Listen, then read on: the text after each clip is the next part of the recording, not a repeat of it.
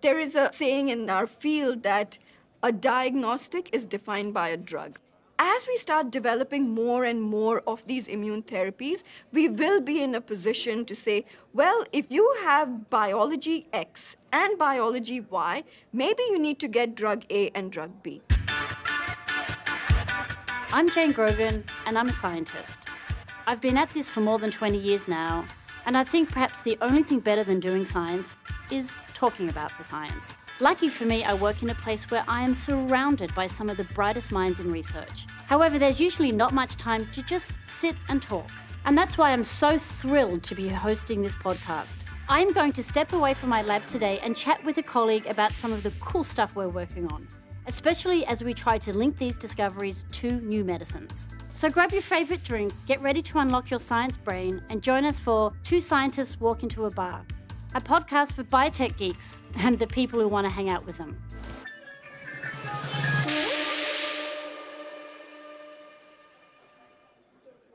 In a perfect world, there would be that one magic bullet that everyone has been hoping for that could unlock all the secrets for all kinds of cancer.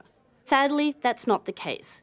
There is no one-size-fits-all for cancer because the disease is complicated and diverse. In much the same way that every person is unique, tumour cells have their own unique genetic profiles, as well as a unique environment or tissue in which they grow. That makes treating them exceedingly challenging. What comes to mind when you hear the terms personalised medicine? Personalized medicine is tailored to what you need. What can we do best for patients? What she said. Targeted medicine. Individualized.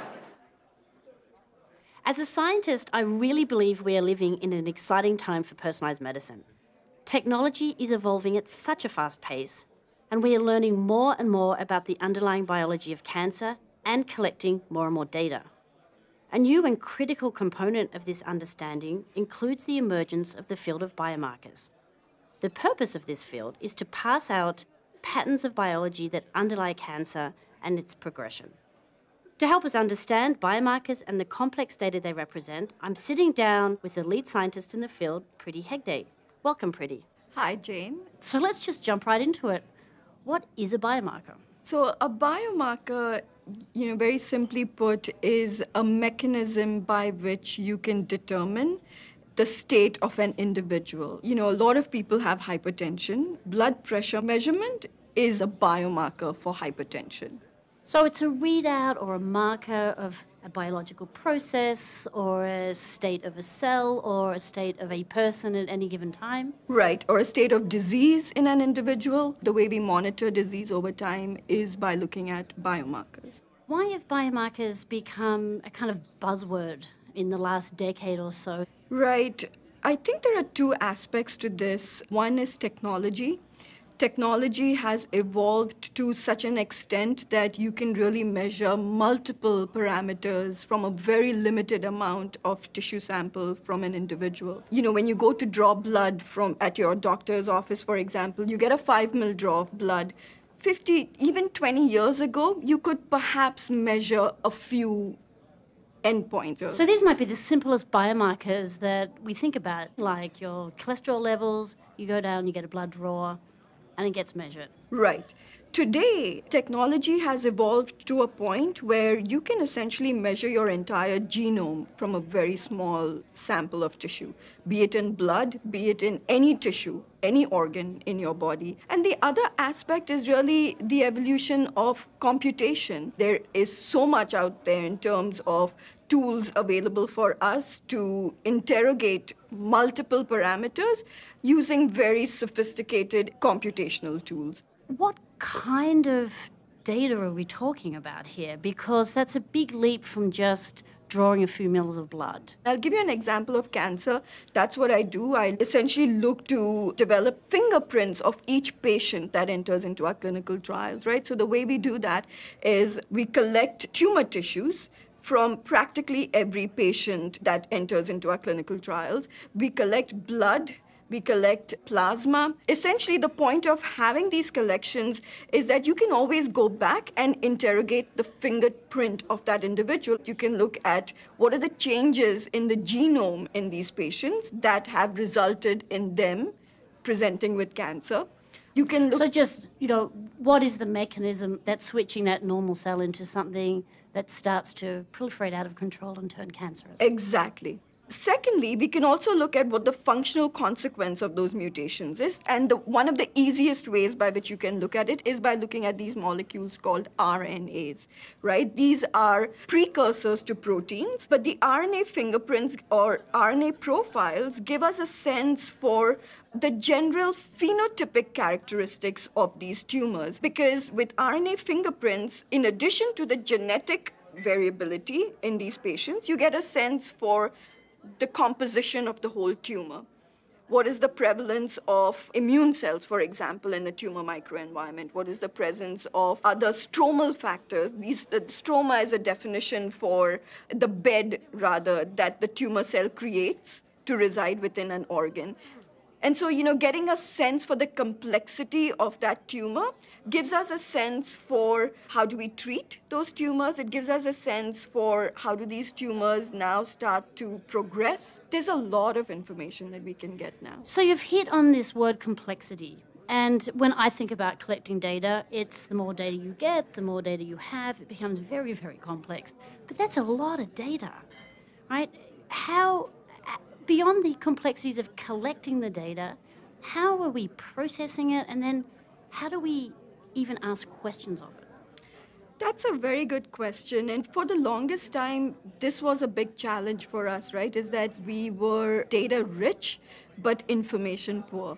And the reason why that we started out in that fashion is because we didn't really have the tools that complemented the data that we were generating. We now have functions called bioinformatics that allows us to take a complex data set and simplify it into what we call gene ontologies, essentially trying to classify hundreds of genes into very simple buckets that will then allow us to make sense in terms of what is the overall biological process that is going on in an individual.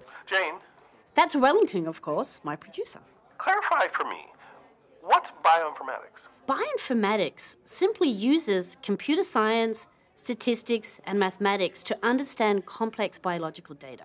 This has spawned a whole new field of research and researchers. So there are two aspects to this, right? So one is to understand the biology. And the second aspect, of course, is, as you mentioned, a biomarker is really a marker of the state of something you're interrogating, whether it's disease, whether it's treatment. In order for us to understand that second aspect, what you really need is outcomes data. Generally, when patients present with lung cancer for the first time, we have a very good sense based on population data that a patient will live a certain period, okay? It may be 5 years, it may be 7 years. Now, with your treatment, if you start seeing patients living greater than 5 years, you know that that drug treatment is doing something positive to that patient that is resulting in that increased, what we call overall survival. Now, that is an endpoint for cancer. What we do with biomarkers is say, what is the biology that is associated with that endpoint that will now help us identify, can we use that biology and try to identify more patients who have that biology and hopefully will thus benefit from that treatment and live longer than a median population. So perhaps there's a predictive quality to this data analysis. And then it's key, and I think this understanding the patients that don't respond as well. That's a very important point, because the only way you can make progress here in humans is by understanding. It's important to understand who responds, but it's equally important to understand who does not respond from therapy, because that allows you to develop next generation drugs or allows you to provide alternative options for these patients. Now, because we collect a lot of this genomic data, like I mentioned to you, whether it's RNA profiles or DNA profiles, this gives us the luxury to address all of these questions. So I find as a scientist, with my own research interest in the cancer space as well, and cancer immunotherapy, is that this is such an exciting time for us back in the lab. Rather than going from you make an observation in the lab, you come up with a hypothesis, you kind of test it in the real world and you see if it works. It starts to become a much more iterative process now. You're absolutely right, Jane, because what's important in such relationships is what we do in the clinic with respect to biomarkers is associations. All we can do is say, yes, this biology is associated with an endpoint or an outcome. It's really important to go back to the lab and say, is this true? Is this biology really causative or is it purely associated? That becomes really important to determine how do you now develop drugs based on this information. So this sounds great. One can ask unbiased questions of the data by just allowing these nodes to kind of form themselves. I'm not a computational biologist, I'll put that out straight away. There's so much data. What are the possibilities of kind of uncovering a red herring and going after something that we think is associated but really isn't? This is a worry to the field. When you have a lot of data that you're looking at, biostatisticians will tell you this, the chance of having a false positive is pretty high. One thing that's really important in any experiment that you do is you have to repeat that experiment, which is why we run multiple trials. And once you're able to reproduce your result, it gives you a certain level of confidence that that biology that you're observing is in fact true. So we've been talking about biomarkers in the context of understanding complex biologies and deconvoluting those. Biomarkers are also used for assessing whether a drug is working or not in much more of a diagnostic or pharmacodynamic way. Right. There are three types of biomarkers. One is what you call a prognostic biomarker. A prognostic biomarker essentially tells you if your disease has a good outcome or a bad outcome. If a patient presents with stage 2 breast cancer, there are certain features that the treating physician can look at and say, this is not an aggressive disease, versus there are certain features that a doctor might say that, well, this is going to be an aggressive disease. We need to treat you aggressively. Predictive biomarkers are the ones that are predictive for a certain drug treatment. Now, the pharmacodynamic biomarkers are, like you said, the biomarkers that tell you, is this drug working or not, right? So when we start our clinical trials in patients, we take biopsies repeatedly from patients. So for example, we take a biopsy before the patient starts the drug treatment, and then we take a second biopsy a few days, a few weeks, at a certain time point after they've been on therapy. And what we want to do there is, based on our preclinical understanding of what the drug is meant to do, we test in humans, does that preclinical biology hold up or not? Does that preclinical mechanism hold up or not? Jane, are biopsies the only way we can get this information? Great question, Wellington. So biopsies are still important to diagnosing disease, but we are trying to move beyond that. We're looking to new technologies to be less invasive and, most importantly, quicker. Just to give you an example, can you imagine if a doctor had a simple blood test to both diagnose and treat cancer? So back to the data collection aspect of this. More and more, you see people walking around with Fitbits, and there's a capacity to measure analytes and biological parameters in our sweat every 5 minutes. Where is the field going? It's a great question, Jane. And, we're living in a Google era, right? I really view this positively. This is a time now, I think, where we can react rapidly to what we're learning, and I think that the reason why we are able to react rapidly is because we're able to interpret the large amount of data that we're generating rapidly. But in terms of where are we going, I don't know, but it's a good place.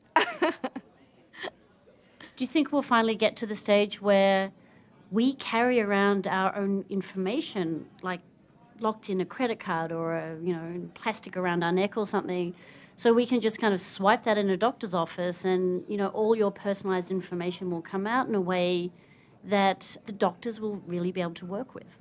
I think we're going to get there, and I think our Sounds a bit magical. The regulatory process that's associated with what we do is pretty stringent. That's because if you make a false conclusion, that can have an impact on a person's life. So will we be carrying a card with all of this information? maybe with some information with respect to your treating physician. Like, for example, I think we will be at a stage where when a patient comes in with cancer, there will be a stage where we can provide molecular fingerprints for patients. And those molecular fingerprints will actually allow you to say what is the right treatment option that a patient should be getting based on that molecular fingerprint. So it's kind of fun to sit here and talk about all the things that we can do with it and intellectualize or fantasize about how we're going to use it. But there's a real need now, right? How do you as a scientist or how does the community think about the kind of short-term impact and usability of the data versus the aspirational long-term? The whole idea behind precision medicine or personalized medicine is to tailor therapy for a patient. And the way we can tailor therapy for patients is by really understanding why the patients got that disease in the first place.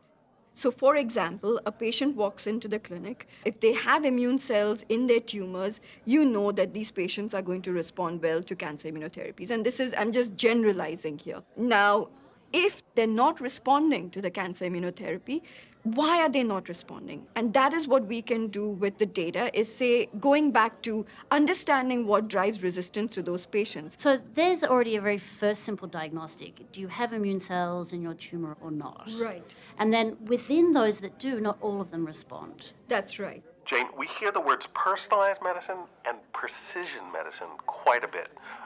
What's the difference? Well, I think they're largely interchangeable, Wellington. The key, though, is that we are all trying to develop precise medications for specific individual cancers.